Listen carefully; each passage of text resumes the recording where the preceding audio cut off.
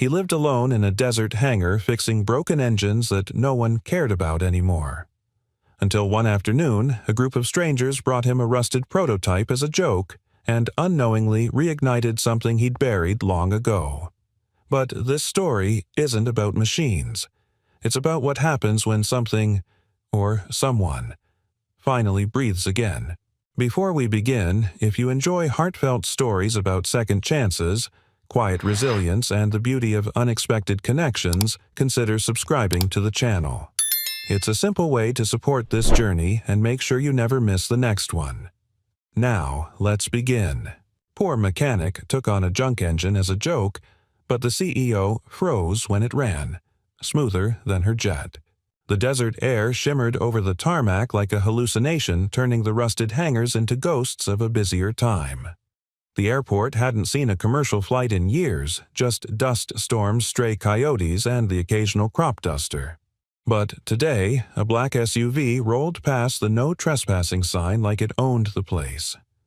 Inside the garage, Noah Brennan wiped a thin line of grease off his brow with the back of his wrist. He was hunched over the gutted remains of a 1978 Cessna engine, its insides spilling onto a tarp like metal entrails. He moved slowly but with precision, like a man who'd spent his life listening to the hums and murmurs of machines others had long stopped hearing. The door creaked open. Noah didn't look up. "Excuse me," a voice called out, young, cocky, clipped. "You the mechanic?" Noah adjusted a wrench, then glanced sideways.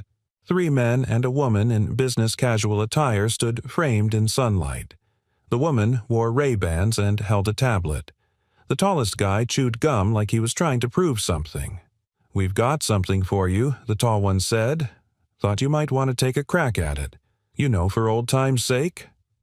Now Noah looked up, his face shadowed beneath his weathered cap.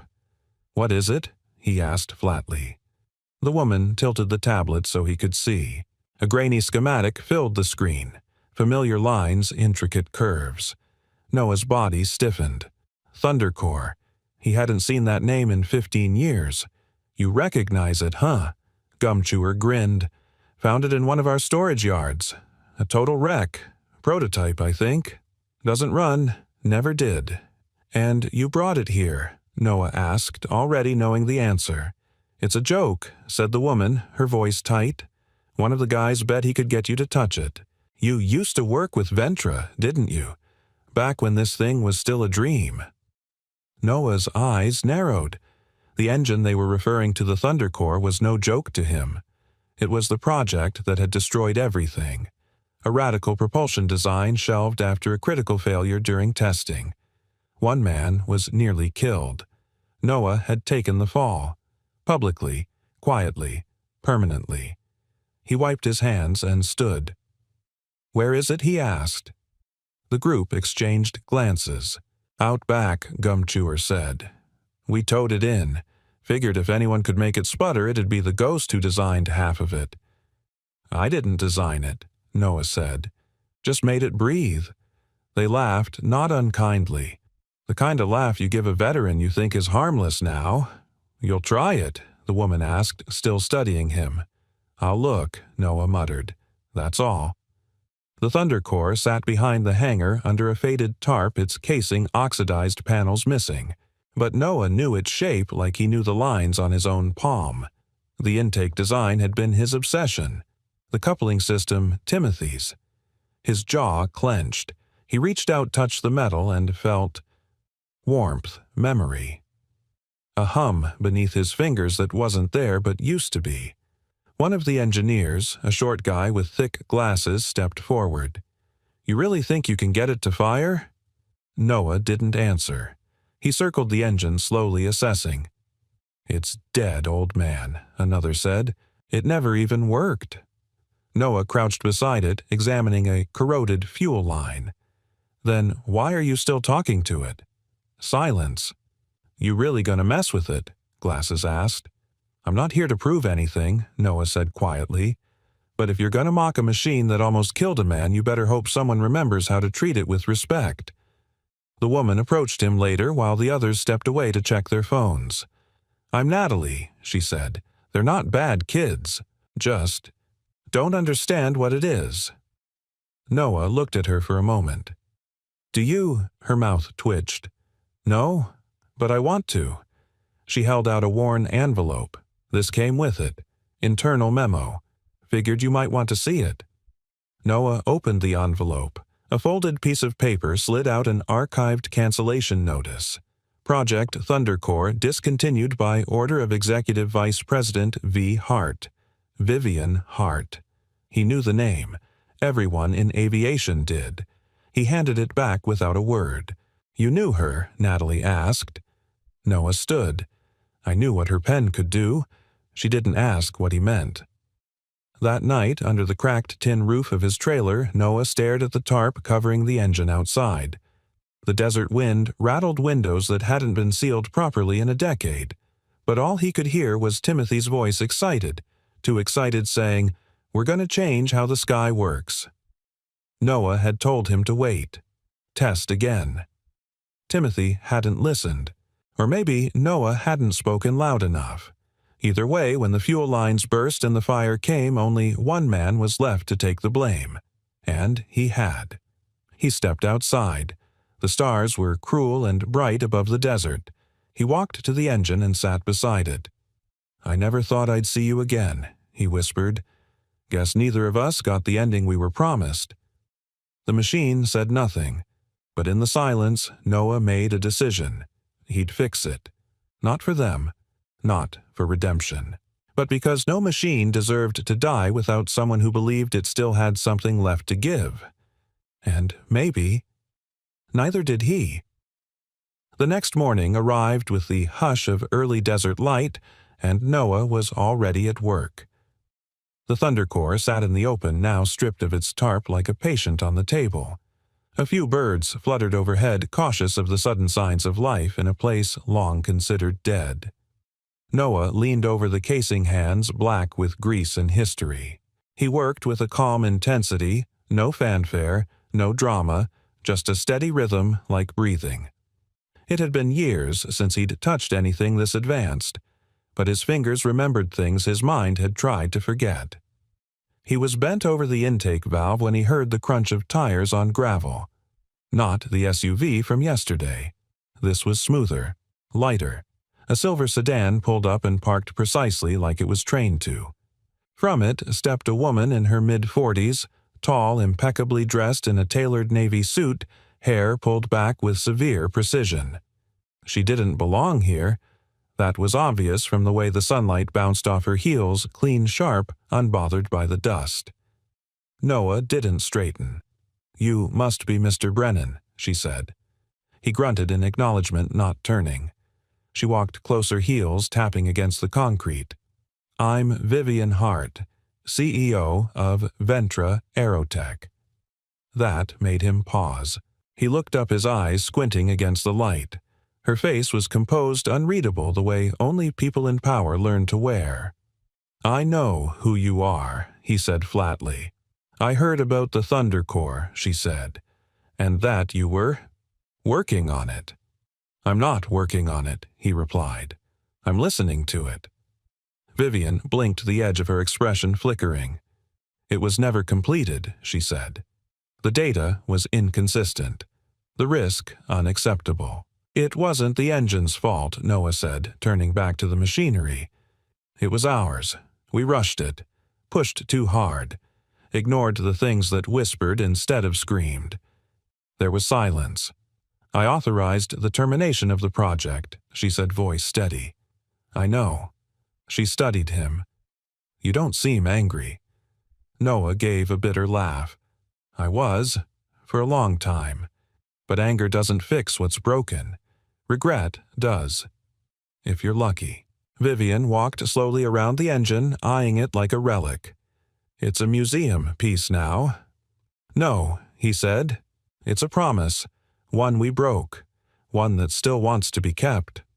Her eyes fell on a faint serial number etched along the housing, half obscured by grime. This was the third prototype, she murmured. The one that caught fire. "Timothy was flying it," Noah said quietly. Vivian glanced up, surprised by the sudden sharpness in his tone. "I remember the report," she said. He survived. He did, Noah said. But not whole. You don't forget waking up in a hospital and seeing your friend covered in burns because you missed something. He left the industry. I left too, just a little slower. Vivian folded her arms, unsettled. I signed off on the cancellation because it was necessary. Noah nodded. Maybe it was. But what if the engine wasn't a failure? What if we were the ones who failed it? He stepped aside, gesturing for her to look closer. You know what's wrong with this casing? He asked. She hesitated, then leaned in. The burn marks are only on one side. Fuel leaked from a line. Timothy adjusted the night before. Not the engine's fault. It wasn't even part of the original design. Vivian's brow creased. That was never in the report. I buried it, Noah admitted. Said it was a systems failure. I thought it would protect him. And maybe. I didn't want the world to know. I let someone override a call I should have stood by. Vivian's arms slowly dropped to her sides. The wind picked up, carrying a wisp of dust across the tarmac. Why are you telling me this now? She asked quieter. Because you came here expecting to see a ruin, Noah said. And maybe you still will. But I see something that deserves one more chance. Don't you ever wonder what would have happened if we'd slowed down? Listened better? She didn't answer right away. Then almost to herself, I haven't slowed down in 20 years. Noah met her gaze. Maybe you should start. The silence between them wasn't hostile, just unfamiliar. Two people standing at the ruins of a dream neither of them was willing to fully admit still meant something. Vivian turned to go, then stopped. I'll be back tomorrow. Noah tilted his head. Why I want to see what happens next, she said. Then added after a beat, I'll bring coffee. That night, Noah sat on the steps of his trailer watching the sky dim into violet and gold. He held a worn blueprint in his lap, the corners curled, the ink faded. It was the original schematic for ThunderCore version 1. The version drawn before cost projection, shareholder expectations, and deadlines buried its soul. He traced a line along the intake coil. Timothy's handwriting ran along the margin. Make it breathe like a bird, not growl like a beast. Noah smiled faintly. He hadn't thought of Timothy's words in years. But now, under this sky, with Vivian Hart of all people promising to return, something stirred in him. Not hope. Not yet. But maybe the idea that the past wasn't just a weight. Maybe it was a compass, and maybe it was pointing somewhere new. The next morning, Vivian returned just after sunrise. She wore jeans and a simple cotton blouse, both too new for desert dust but far less formal than before. In her hands were 2 paper cups, their lids steaming slightly in the cool air. Noah was already working, crouched beside the ThunderCore, his face hidden beneath the brim of his cap. A single radio, perched on the fender of an old truck, played jazz, soft, smoky saxophone winding through the silence. Vivian hesitated. She wasn't used to showing up anywhere without an appointment, or silence being anything but awkward. Black coffee, she said, finally holding out a cup. Noah took it without looking up. Didn't take you for the kind to remember someone else's preferences. I don't, she replied. I guessed. A ghost of a smile twitched at the corner of his mouth. Good guess. She crouched a few feet away, watching him run his fingers along the curvature of the intake housing like a violinist checking tension on a bowstring. I have engineers, she said. Dozens of them. Top of their class. They work with simulations and AI modeling. But none of them do. This Noah asked without glancing up. Touch a machine like it might touch back. He was quiet for a moment, then straightened his back, wiped his hands on a rag. His eyes met hers, clear, piercing, the kind that didn't ask permission to be honest. I was raised by machines, he said. My dad ran a repair shop for crop dusters. We didn't talk much, but every day he'd start an engine and listen. Just listen. He said machines always speak first if you're quiet enough to hear. Vivian tilted her head, intrigued. What do they say? They say what they need. and sometimes what they've lost. She sipped her coffee. That's poetic. It's mechanical. Noah moved toward the side panel and gestured for her to come closer. Tentatively, she stepped forward. "Put your hand here," he said. She hesitated, then did as he instructed, pressing her palm against the cool metal. "Now, close your eyes," he added. "Tell me what you feel." Vivian closed her eyes. Silence, the kind that vibrated in your teeth. The faintest hum may be imagined. "It's still," she whispered. "But not dead," Noah said. "You can feel the tension in the frame, the way it holds breath even now. This engine wasn't built to roar, it was built to sing." Vivian opened her eyes and looked at him, startled by the intimacy in his tone, not romantic, but reverent. "How long has it been since you touched one of these?" she asked. 15 years, he said. "Not because I couldn't, because I wouldn't." "Why now?" He turned back to the thunder core, ran his fingers over a weathered bolt. "Because you brought it back," he said, "even if you didn't mean to." Vivian didn't respond right away. She felt something shift inside her, unsettling but not unpleasant, like a house settling into its foundation after a long storm. Noah continued working as she watched tools clicking in rhythm with the jazz floating through the air. There was grace in the way he moved, precise, patient. Every bolt loosened with care, every wire tested like it had history. And maybe it did. After a while, she wandered toward the back of the hangar where an old corkboard still clung to the wall. Yellowed photos, curled blueprints, and a faded photograph of two younger men. One of them, clearly, Noah, stood beside a half-complete engine with matching grins and greasy hands. She stared at the other man. Timothy. "You kept this up all these years?" she asked, gesturing toward the board. Noah walked over, wiping his hands. "No," he said. "I left it here and never came back." Vivian glanced at him. "Why didn't you throw it away?" "Because some days the best thing you can do is let something wait for you to be ready again." She studied the photograph again. Timothy looked impossibly young, full of fire. "He was the reason I canceled the project," she admitted. "Seeing him in that hospital bed, I'd never felt so useless." "You weren't," Noah said. "You made a call to protect the company, maybe even the world. That's what executives are trained to do, but not always what the heart wants." The hangar fell quiet again. Outside, the wind swept across the cracked runway. A distant hawk circled the ridge. Inside, something else circled gilt hope, something harder to name. Noah reached into a metal drawer and pulled out a tarnished piece of copper with notches like teeth. He handed it to her. "This is the original fuel bypass switch," he said. Timothy replaced it with a newer prototype the night before the test. The one that failed. Vivian turned it in her hand. It was heavier than it looked. Worn, but solid. "I blamed the system," she said quietly. "But it was always easier to blame something you can't see." Noah nodded. "The system doesn't wake up screaming. People do." They stood like that for a while.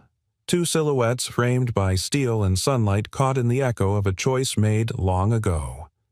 Vivian finally broke the silence.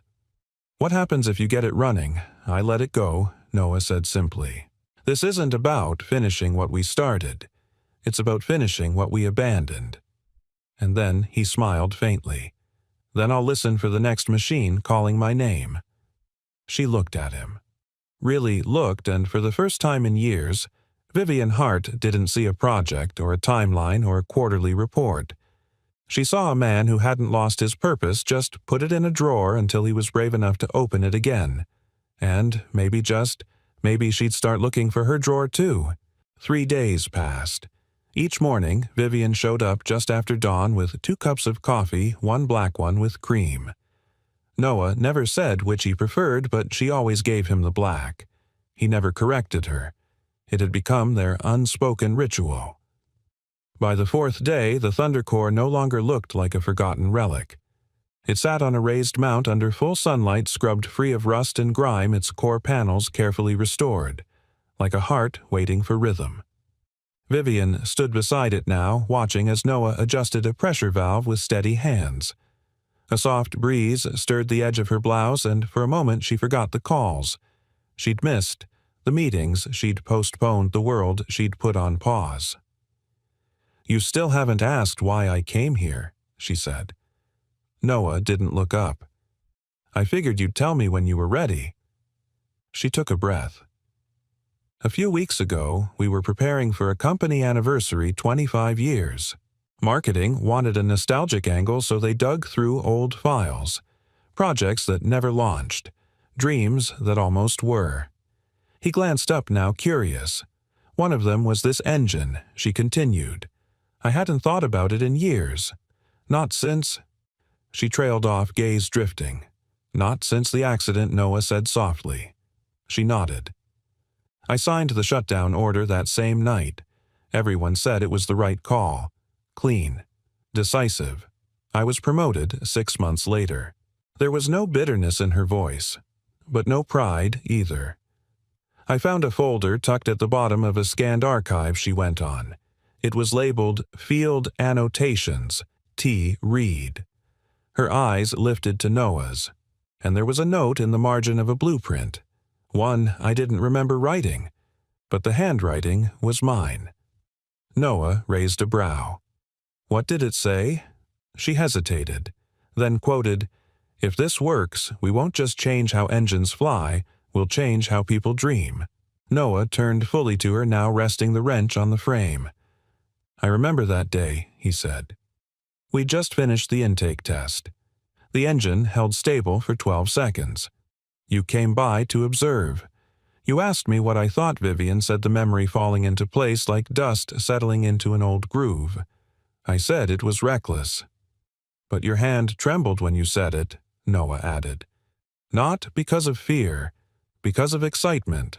A silence bloomed between them, thick-weighted with what could have been. And yet it wasn't painful. Not now. "I forgot I used to care that much," Vivian said, almost to herself. "Somewhere along the way, I traded dreams for data." "That's what leadership teaches," Noah replied. "Keep the train running, even if you're not sure where the tracks go anymore." She turned back toward the engine. "I didn't come to shut this down. I came to understand what I gave up." Noah studied her. There was no makeup today, no armor in her posture. She looked younger, not in appearance but in spirit.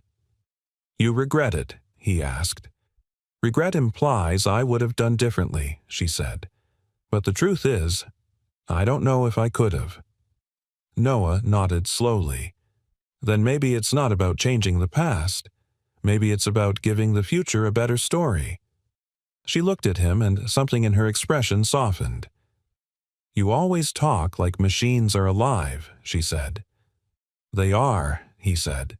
"At least the good ones." A moment passed, and then she pulled a folded piece of paper from her bag and handed it to him. "What's this?" He unfolded it. At the top was the same shutdown order he'd seen years ago, dated, signed by her. At the bottom, in fresh ink, was a single sentence. "This signature stood between you and the sky. Today, I remove it." Beneath it, her initials. V.H. Dated today. Noah stared at the page. He hadn't expected this. Not from her. "I know it's symbolic," she said. "I don't own this engine anymore. But maybe it matters that someone finally said, 'We were wrong.'" Noah folded the page and slid it into the front pocket of his shirt. He said nothing. But she saw the way his shoulders lowered just slightly, as if something heavy had been lifted. Then he turned back to the Thunder Core. "Come here," he said.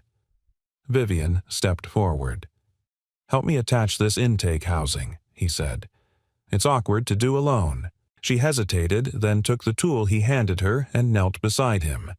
Their arms brushed as they worked, careful, focused, like two people handling something sacred. And in truth, they were. This wasn't just about rebuilding an engine. It was about rewriting a moment in time that had defined them both, and choosing together not to let it define them anymore. When they finished, Vivian stood and wiped her hands. What now? Noah looked up at the engine. Now we make it breathe again. Vivian exhaled long and slow as if preparing herself. No pressure. Right, Noah grinned. Just gravity friction and the ghost of everything we could have been. She smiled, and it was real. Not the polished kind that adorned press releases or boardroom wins, but the quiet kind. The kind that said, I'm still here. I'm still capable of wonder. As the sun dipped low and painted the desert in copper and gold, Noah flipped the main breaker, and the thunder core blinked alive for just a moment. Enough to promise. Enough to hope. And for now, that was enough. The wind was picking up again. It swept across the desert airstrip in low, dry waves carrying the scent of sun-warmed metal and something older like memory rising from the dust. Inside the hangar, Noah stood beneath a yellowed skylight. The Thunder Core's housing now fully resealed, its spine reconnected. He ran a cloth along the copper, tubing his motions, slow, almost reverent. Every turn of the wrench, every tightening of a bolt felt like stitching closed a wound he hadn't known was still open. And above the hum of quiet progress, a voice echoed in his mind. We're gonna change how the sky works. Timothy's voice. Still young, still believing. Noah paused, resting both hands on the engine. The blueprint was open on a nearby table version 1. The original schematic. Lines faded by time, but the intentions were clear. He'd kept it all these years folded between stacks of forgotten designs. Not for reference, but because it had felt like the last honest thing he'd ever drawn. Vivian entered quietly, holding 2 bottles of water and a sandwich wrapped in paper.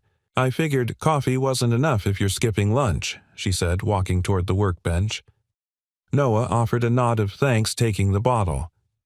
You always this generous to men who talk to engines, only the ones who talk back, she said with a hint of a smile. She set the sandwich down and studied the blueprint. This is the original, isn't it? Yeah, he replied. The one we believed in before funding / the timeline before marketing wanted it press ready in 6 months before. We all stopped listening to the machine. Vivian leaned closer, tracing a penciled margin note with her finger. Revise intake path to reduce oxygen surge dated 2 days before the accident. That was Timothy's idea, Noah said softly. He made the call. I told him to wait. But he wanted to impress you. Vivian blinked. Me? He thought you were the only person in the building who really understood what we were doing, he said. He used to call you the quiet flame. Said you didn't say much, but you paid attention. She laughed gently, unexpectedly. That's not how people talk about me now. That's not how you let them. The words hung in the air, and for a moment Noah wished he could pull them back. But Vivian didn't flinch. She sat down beside the blueprint, folding her hands in her lap. You're right, she said after a long pause. I stopped letting people see that side of me. The one that dreams. Noah watched her quietly, surprised by the honesty. When I was a girl, she continued, I used to sneak into my grandfather's barn. He had this old Piper Cub he never flew anymore, but I'd sit inside it and pretend I was crossing oceans. I used to tell myself I'd design a jet so quiet it could carry people to new worlds without waking the sky. He said nothing. Just let her speak. But then MIT came, and internships, and boardrooms, and suddenly the girl in the Piper Cub wasn't invited anymore. She gave a small, dry smile. And I got really good at pretending she never existed. You don't sound proud of that, he said. I'm not. A long moment passed between them. The kind of silence that didn't feel empty, just full of the weight of things that should have been said long ago. I think that's why I really came here, she said finally. Not just for the engine. I wanted to know if there was still something inside me that hadn't calcified. There is, Noah said simply. She turned to him, almost startled. You wouldn't be here if there wasn't, he added. You could have signed it off again. Buried it twice. She reached for the edge of the blueprint and folded it carefully, then gently placed it into his hands. Then, let's see if it still breathes. That night, after Vivian had gone, Noah pulled out a storage box he hadn't touched in years. Inside were old photographs, project notes, a cracked metal nameplate, Timothy Reed, lead engineer. He held the nameplate for a long time. Then he picked up a cassette tape, worn at the edges, labeled in faint red ink Thundercore test notes, April 4th. He walked over to the old tape player on his shelf, had to blow dust out of the slot, and slid the tape in. A soft click. Then Timothy's voice, young and excited. Test log 87.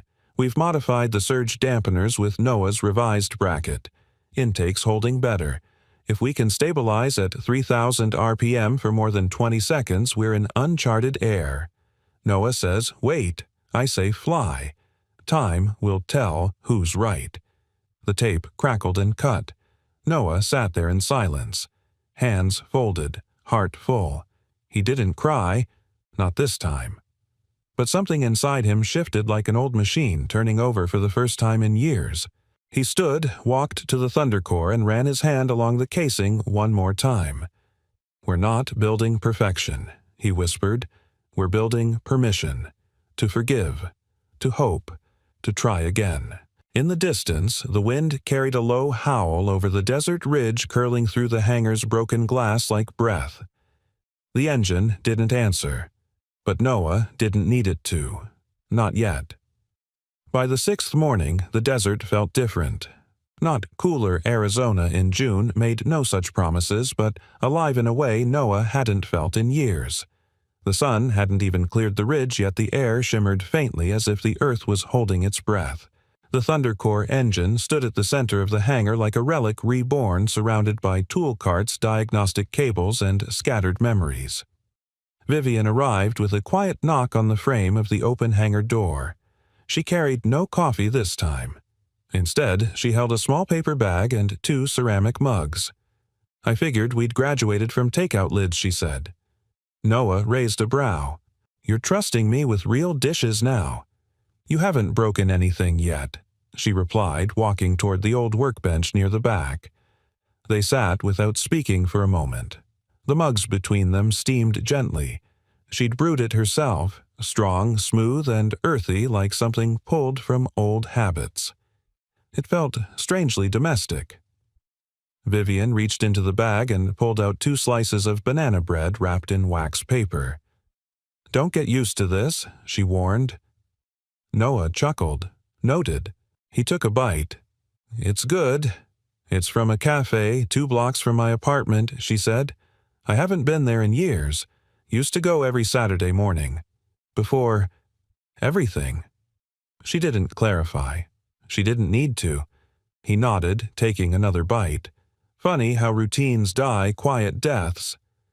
And how loud they get when they come back, she added.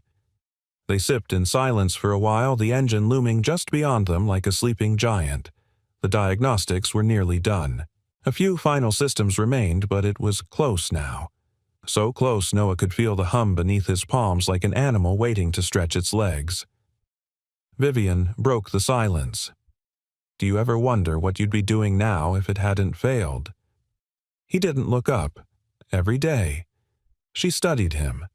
And I used to think I'd be designing high-altitude jet systems in a windowless lab, he said, giving TED Talks, signing books about innovation. And now he looked at her, his gaze steady.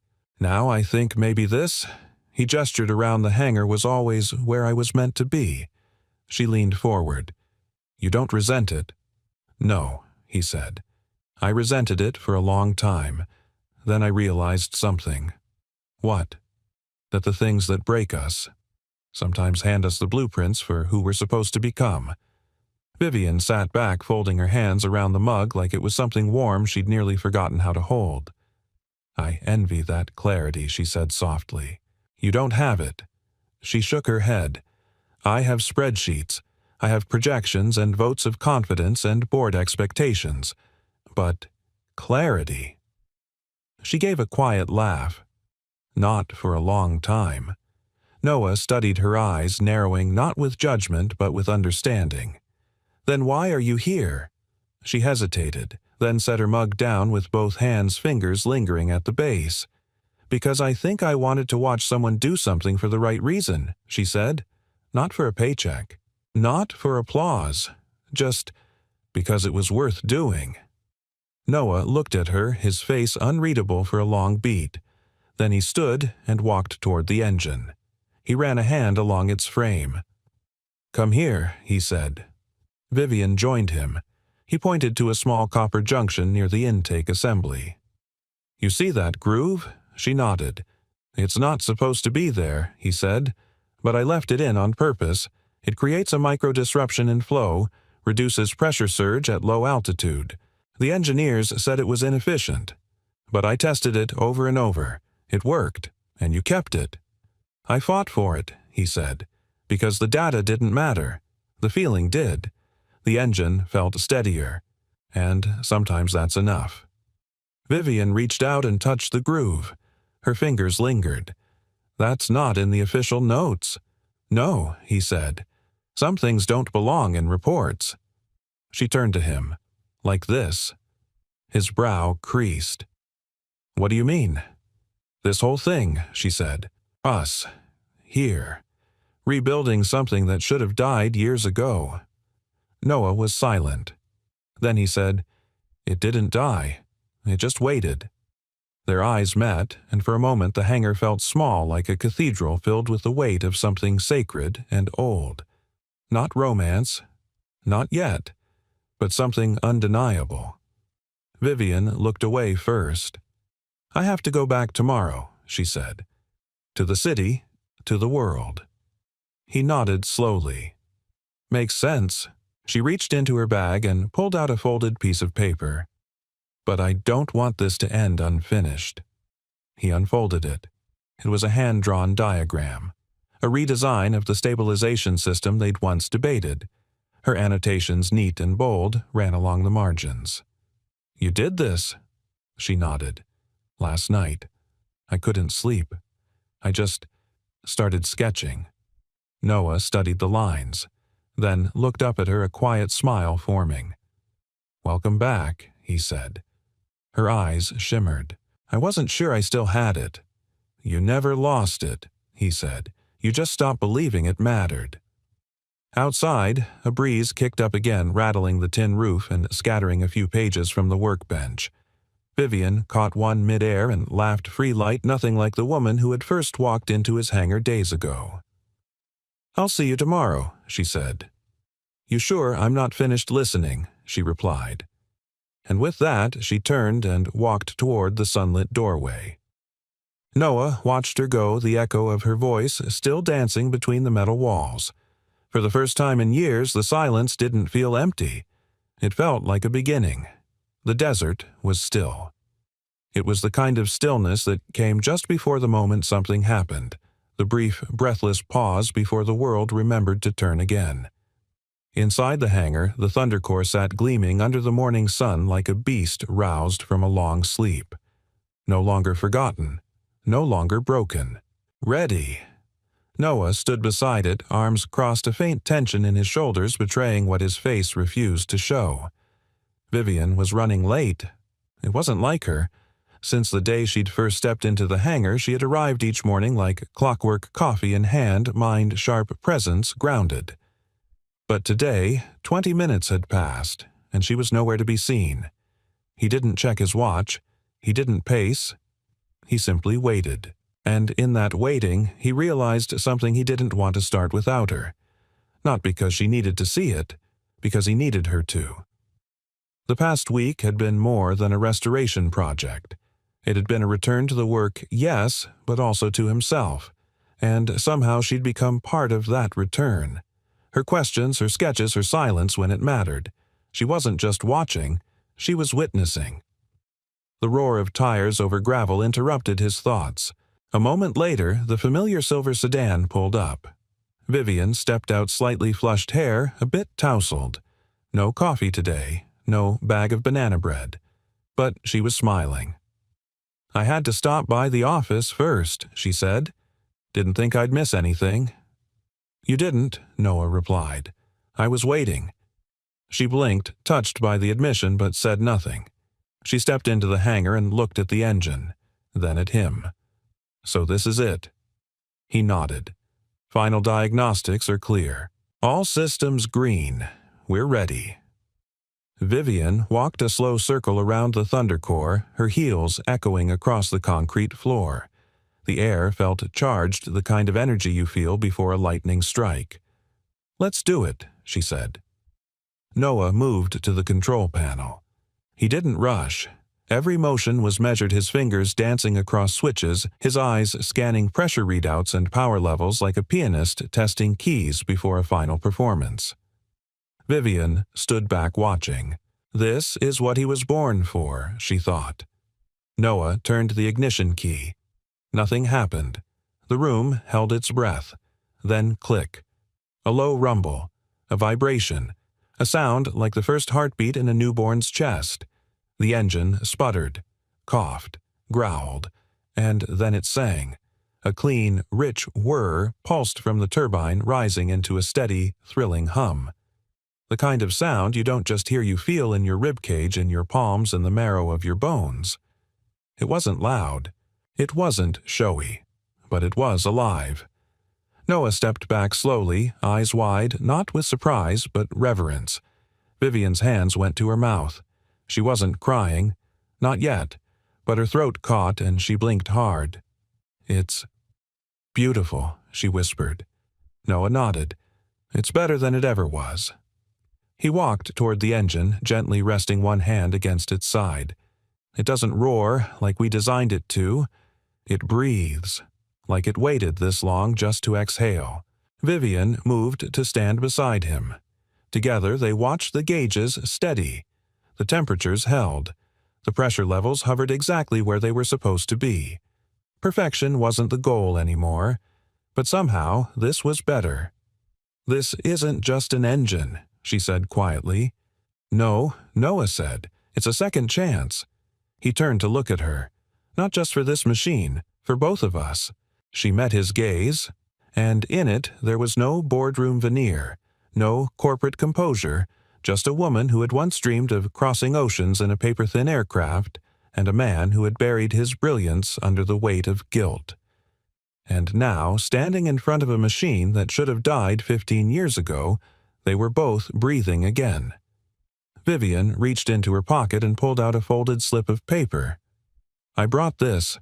He took it, unfolded it. It was a letter printed on Ventra Aerotech letterhead. A formal statement of retraction. Vivian Hart hereby acknowledges and reverses the judgment made regarding the termination of Project Thunder Core. The engine, once deemed unviable, has now proven operable under revised conditions. Its success is attributed to independent restoration led by Mr. Noah Brennan. At the bottom, her signature. Clean, bold, undeniable. "I wanted it in writing," she said. "Even if no one else reads it but you." Noah held the paper, then folded it gently and slid it into his pocket. "Thank you." "For what?" "For listening," he said. "To me, to the engine, to yourself." Vivian let out a breath she hadn't known she'd been holding. "I used to be afraid of what silence would say to me. And now I think it was always waiting for me to shut up long enough to hear something worth hearing." They shared a quiet laugh. Then Noah stepped back, eyes still on the engine, now purring like it belonged to the future again. "I'm not putting it back in a lab," he said. "This one doesn't belong in a museum." Vivian looked at him. Then, where he smiled. Somewhere it can keep flying even if it never leaves the ground. As the sound of the engine echoed into the morning, Vivian closed her eyes and listened. Not as a CEO, not as the woman who once shut it all down, but as the girl in the barn sitting in the old Piper Cub dreaming of a sky that no longer seemed so far away. The hangar had never been this quiet, not even during its years of abandonment.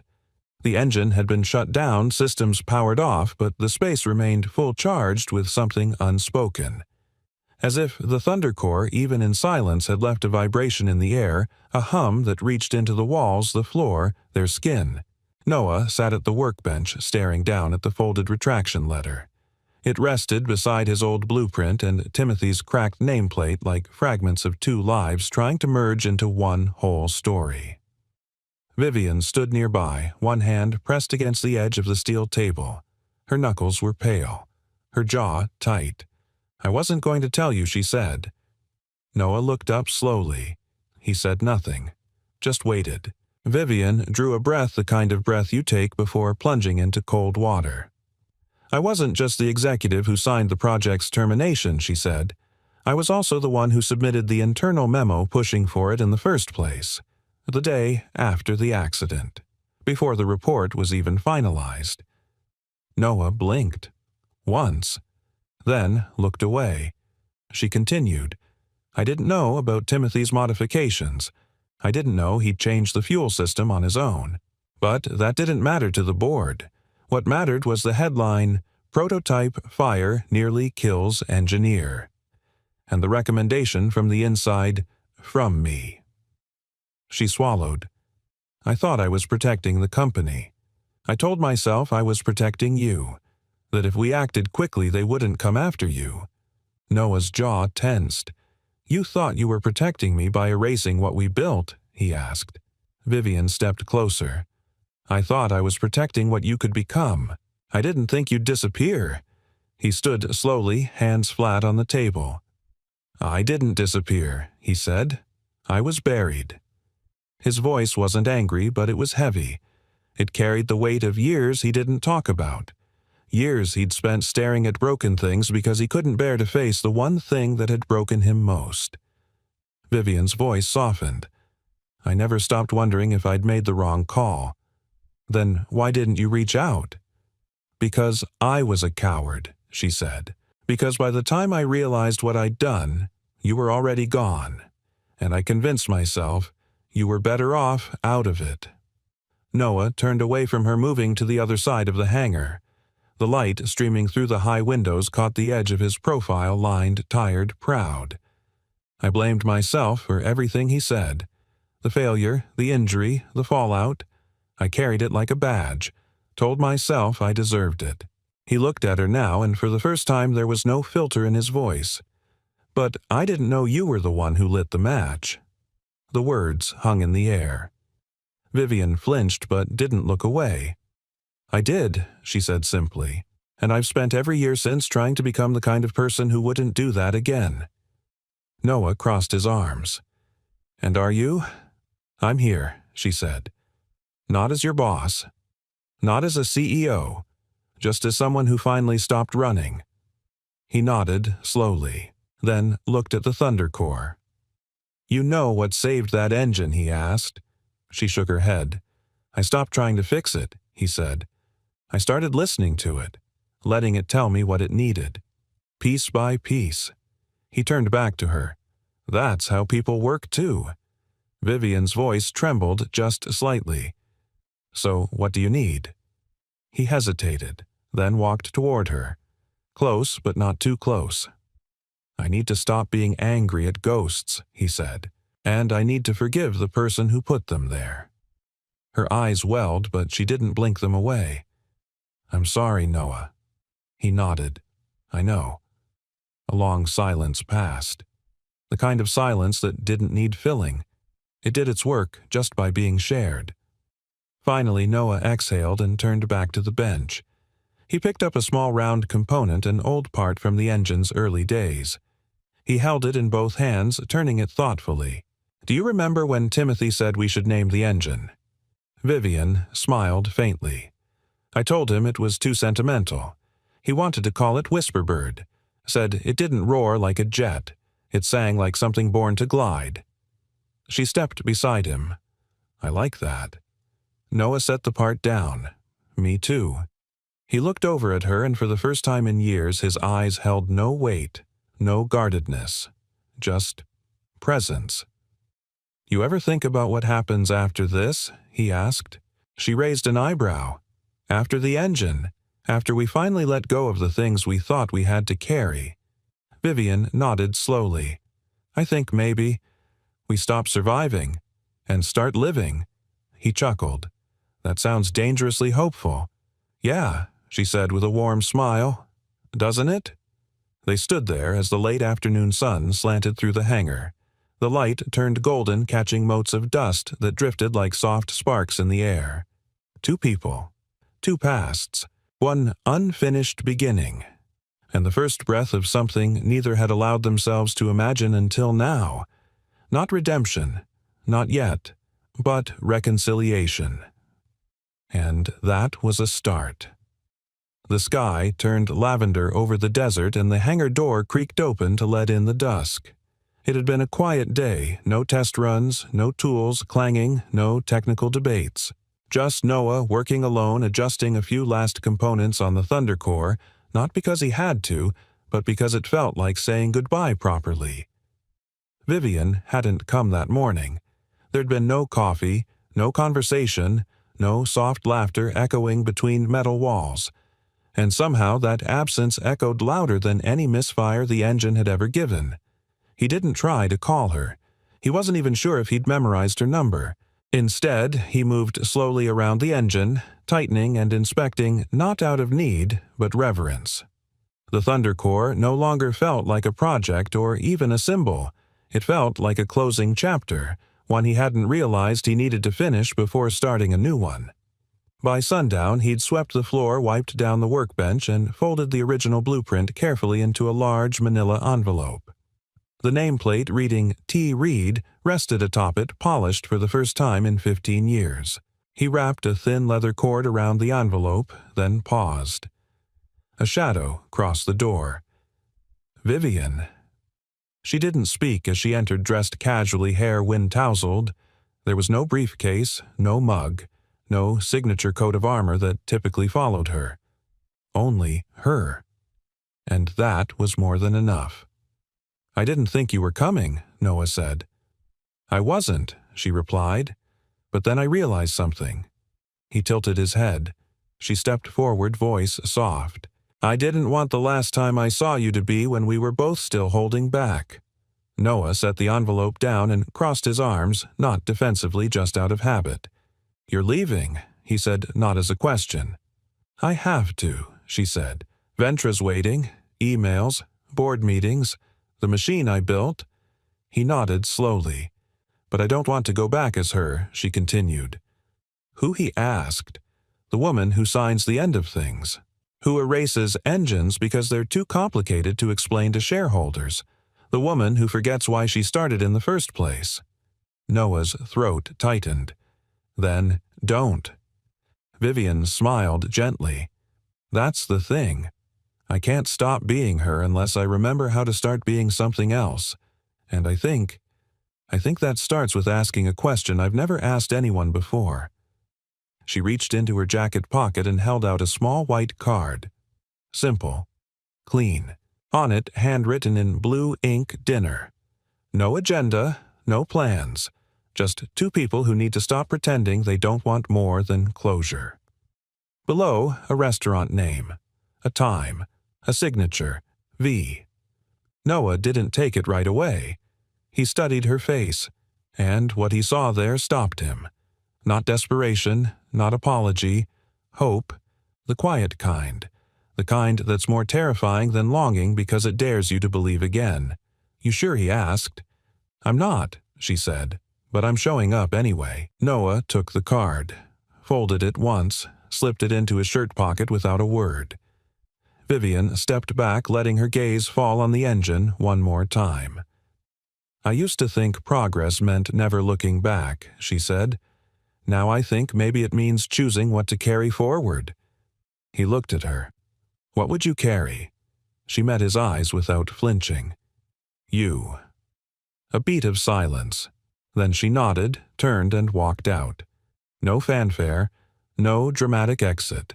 Just a door swinging closed and the faint scent of her perfume lingering in the air, jasmine and something electric like a storm waiting to happen. Noah stood there long after she left. He listened, not to the wind, not to the creak of steel, but to the beat in his own chest. Slow, certain, alive. He walked over to the Thunder Core, rested a hand on its side, and smiled. "You did what you were meant to do," he said. "You waited." Then he turned off the lights, locked the hangar behind him, and stepped into the desert night with a folded card pressed to his heart like the start of a new flight plan. The restaurant was tucked into the edge of a small air park on the outskirts of Phoenix, half patio, half hangar-turned bistro, where old pilots like to eat with their backs to the wall and their eyes on the sky. From the outside, it looked like nothing special. But inside, under string lights and ceiling fans that creaked in rhythm with the evening breeze, it was a place made for quiet beginnings. Noah arrived 5 minutes early. He didn't wear a suit, just a clean collared shirt, the sleeves rolled to his elbows, and the same worn boots that had walked miles through his past. His hands were scrubbed, his stubble trimmed, but nothing about him looked polished. He looked exactly like himself, and that somehow felt right. The hostess pointed him toward the back patio where a table had been reserved next to the open view of the small runway. A single candle flickered in a glass jar. Beyond it, the horizon stretched in pale blue, fading to silver, a soft desert dusk waiting to fall. He sat, then waited, but only for a moment. Vivian arrived with the wind. She wore a pale blue dress, not flashy, not corporate, just simple flowing and so profoundly her that Noah's breath caught when he saw her. Her hair was down. No laptop, no tablet, no disguise, just her. "Hi," she said. "Hey," he replied. It was almost laughable how small those words were and how big they felt. She sat across from him. No shield, no preamble. The silence was comfortable. A waitress appeared, took their order, and disappeared just as quickly, sensing what so few people could. This was not a first date, but the quiet reunion of two stories that had diverged too soon. Vivian leaned back in her chair and looked at the sky. "I used to come here with my father," she said. "He loved watching the planes take off. Even after he stopped flying, he'd sit here with a cup of coffee and just watch." Noah followed her gaze. A Cessna taxied slowly across the tarmac, then lifted into the sky like it had somewhere important to be. "He sounds like someone I would have liked," Noah said. "You would have," she replied. "He believed in engines the way you do, not just as machines, but as stories in motion." A beat passed. Then she added more softly, "He also believed in second chances." Noah smiled faintly. "Smart man." She looked back at him. "He would have liked you." The food arrived, and for a few minutes conversation drifted to small things, music, books, the absurdity of pre-packaged airline peanuts. They laughed, not because they had to, but because it felt good to. They shared a bottle of wine, not to celebrate, but to mark the moment. Somewhere during the meal, Vivian grew quiet, not withdrawn, just thoughtful. "I've been offered a promotion," she said finally. Noah set down his fork. "Good for you." She gave a half smile.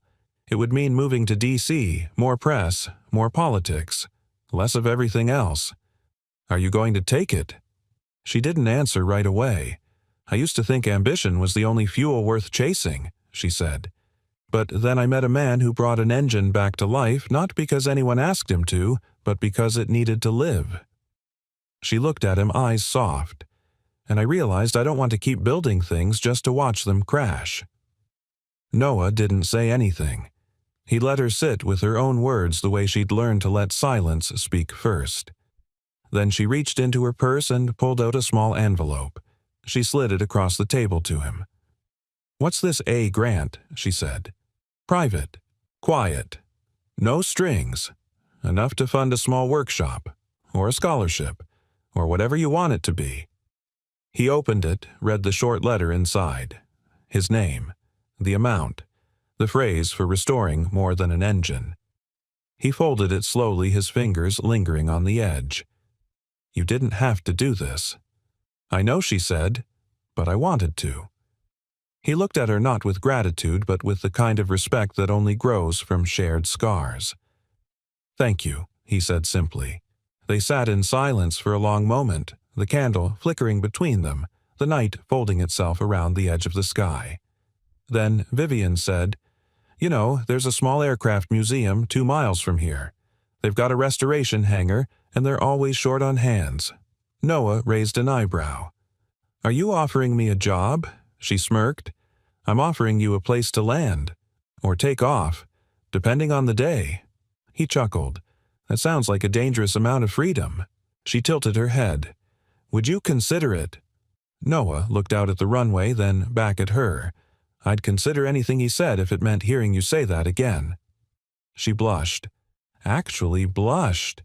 And it wasn't lost on him that for a woman who commanded boardrooms with fire in her spine, this moment, this vulnerable, real moment, was more powerful than any speech she'd ever given. The stars began to appear above them one by one. Neither of them moved to leave.